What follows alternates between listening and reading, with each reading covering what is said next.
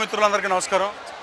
ఈరోజు గన్నవరంలో తెలుగు మహిళా సమావేశం చాలా పెద్ద ఎత్తున జరిగిన ఈ కార్యక్రమాన్ని మీరు టెలికాస్ట్ చేసినందుకు మీ అందరికీ నా హృదయపూర్వక నమస్కారాలు తెలియజేస్తున్నా. చంద్రబాబు గారు అధికారంలోకి రావడం కోసం చంద్రబాబు నాయుడు గారు, పవన్ కళ్యాణ్ గారు సంకీర్ణ ప్రభుత్వం, జనసేన, తెలుగుదేశం పార్టీ అధికారంలో రావడం కోసం మేము సైతం అంటూ మహిళా సోదరీమణులు ఈ రోజున ఇంతమంది పెద్ద ఎత్తున గన్నవరం తరలిరావడం జరిగింది ప్రతి గ్రామం నుంచి. అలాగే ఈ నియోజకవర్గంలో తెలుగుదేశం పార్టీ కార్యాలయం మీద దాడి కానివ్వండి, ఎన్టీఆర్ బిడ్డను అవమానించిన తీరును కానీ గన్నవరం ప్రజలు ఎప్పటికీ మర్చిపోలేని పరిస్థితి. అలాగే గన్నవరంలో తెలుగు యువతని, తెలుగు మహిళల్ని బలోపేతం చేద్దామనే ఉద్దేశంతో చంద్రబాబు నాయుడు గారు తెలుగుదేశం పార్టీ కార్యకర్తల్ని మోర్ యాక్టివ్ చేయమంటే తెలుగు యువత యాక్టివ్గా లేదని, అలాగే తెలుగు మహిళలు కూడా యాక్టివ్గా లేదనే ఉద్దేశంతో గడిచిన 3 మాసాలుగా ఈ కమిటీ వేయడం జరిగింది. దాదాపు 6,000 మంది తెలుగు యువత, 5,500 మందితో తెలుగు మహిళ కమిటీలు వేసాం. అలాగే మొన్న తెలుగు యువత మీటింగ్ కూడా 6,000 మంది వచ్చారు గన్నవరం సెంటర్లో పెడితే. రాబోయే కాలంలో తెలుగుదేశం పార్టీ విజయంలో తెలుగు మహిళలు కానీ, తెలుగు యువత కానీ కీలకంగా వ్యవహరించబోతుంది. ఇక నుంచి దాడులు చేయటాలు ప్రజాస్వామ్యంలో హింసకు తావులేదు. అందుకే మేము సైలెంట్గా ఉంటున్నాం తప్ప ఇంకా రాజకీయాల్లో, గన్నవరం రాజకీయాల్లో కూడా దాడులు చేస్తాం, భయపెడతాం, పార్టీ ఆఫీస్ తగలడం అంటే కుదరదు. ఈ తెలుగు యువత బలోపేతం, తెలుగు మహిళలు కానీ మొన్న కాసినేని రంగబాబు గారి మీద దాడిని తీవ్రంగా ఖండిస్తున్నా. అలాగే రాబోయే కాలంలో తెలుగుదేశం పార్టీ అధికారం, తెలుగుదేశం జనసేన సంకీర్ణ ప్రభుత్వం అధికారంలోకి వస్తే తప్ప ఈ రాష్ట్ర దశ దిశ మారదని, ఈ అధ్వానంగా ఉన్న రోడ్లు మెరుగుపడాలన్నా అంతర్జాతీయ విమానాశ్రయం ఉన్న ఈ నియోజకవర్గం అభివృద్ధికి మాత్రం ఆమెడు దూరంలో నిలిచిపోయింది అంటూ ఏమాత్రం సందేహం లేదు. హైవే బారు సర్వాంగ సుందరంగా కనపడే ఈ నియోజకవర్గం, నా నియోజకవర్గం పక్క రోడ్లలోకి వెళ్తే, ఓళ్ళలోకి వెళ్తే రోడ్లు బాగోని పరిస్థితి.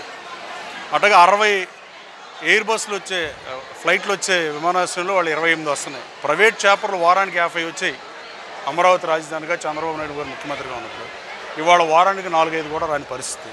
ఎయిర్ ట్రాఫిక్ తగ్గిపోయింది, రాష్ట్ర ఆదాయం తగ్గిపోయింది. బడ్జెట్లో కూడా అప్పులు పెరిగిపోతున్నాయి తప్ప భావితరాలను బానిసత్వంలోకి నెడుతున్నారు.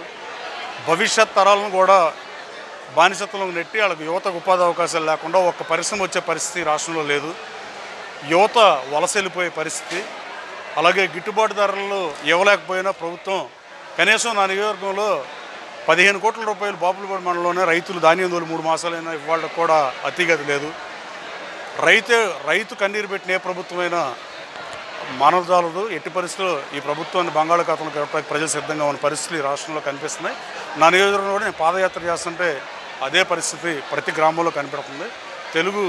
తెలుగుదేశం పార్టీ మహిళా సోదరీమణులు కానీ, తెలుగు యువత కానీ, తెలుగుదేశం పార్టీ కార్యకర్తలు కానీ, ఎన్నికలు ఎప్పుడు వచ్చినా ప్రజలు కానీ, కొంతమంది వైఎస్ఆర్సీపీ శ్రేణులు కూడా ఎవరైతే రాష్ట్ర అభివృద్ధిని కోరుకుంటున్నారో వాళ్ళు కానీ, జనసేన నాయకులు, కార్యకర్తలు, జనసేన వీర మహిళలు కానీ ఎన్నికలు ఎప్పుడు వస్తే ఎప్పుడు ఈవీఎంలో బటన్ నొక్కడానికి సిద్ధంగా ఉన్నారు. రాబోయే కాలంలో చంద్రబాబు నాయుడు గారు ముఖ్యమంత్రి అవటం ఈ రాష్ట్రానికి చారిత్రాత్మక అవసరంగా ఈ రాష్ట్ర ప్రజలు భావిస్తున్నారు. 1994 ఎలక్షన్ రిజల్ట్ రిపీట్ అయ్యే పరిస్థితి రాష్ట్రం నెలకొన్నాయి. రాబోయే కాలంలో వైఎస్ఆర్ కాంగ్రెస్ పార్టీకి ప్రధాన ప్రతిపక్ష హోదా దక్కుద్దా లేదా అనేది ఒకటే చూడాలి. అలాగే ఈ నియోజకవర్గంలో అక్రమ మైనింగ్ చేసిన వాళ్ళు ఎవరిని వదిలిపెట్టే ప్రసక్తే లేదు.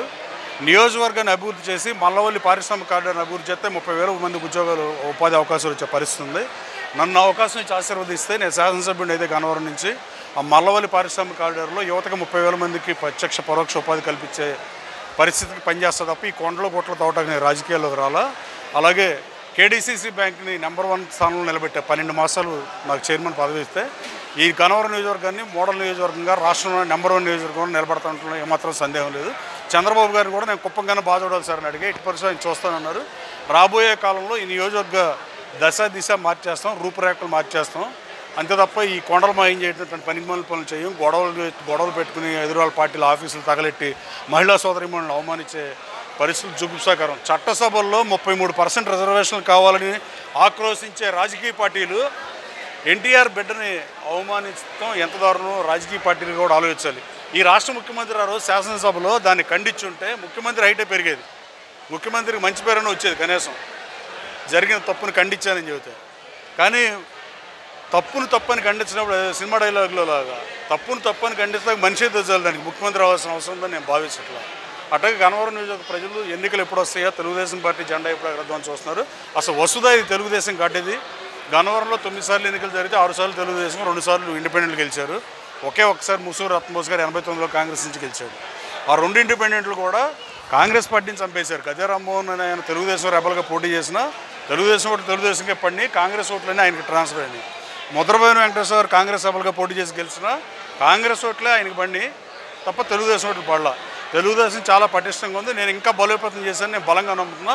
రాబోయే కాలంలో స్టన్నింగ్ మెజార్టీతో ఈ సీట్ గెలుస్తాం. అట్లాగే స్టన్నింగ్ మెజార్టీతో రాష్ట్రంలోని అసెంబ్లీ సీట్లు కూడా 175 సీట్లు అధిక భాగం కైవసం చేసుకుని ఈ రాష్ట్ర దశ దిశ మార్చేది చంద్రబాబు గారు, పవన్ కళ్యాణ్ గారు.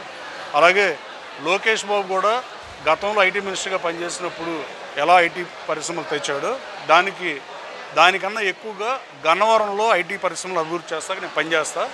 ఈ ఎయిర్పోర్ట్ ఉండటం, ఎయిర్పోర్ట్ ఎదురుగా 15 ఎకరాల ప్రభుత్వ భూమిని నేనే కాపాడా. దాన్ని అన్యాక్రాంతం ఉంటే ప్రభుత్వ భూమిని కాపాడదాకా కష్టాలు పడ్డాను. ఆ భూమిలో కూడా ఎంఎన్సీ కంపెనీలు చేస్తాక ట్రై చేస్తా. గన్నవరం దశ దిశ డెఫినెట్గా మారుస్తా. ఈ రాష్ట్ర దశ దిశ తెలుగుదేశం జనసేన ప్రభుత్వం మారుస్తుంది. గన్నవరం దశ దిశ నేను మారుస్తానని బలంగా నమ్ముతున్నాను. Thank you.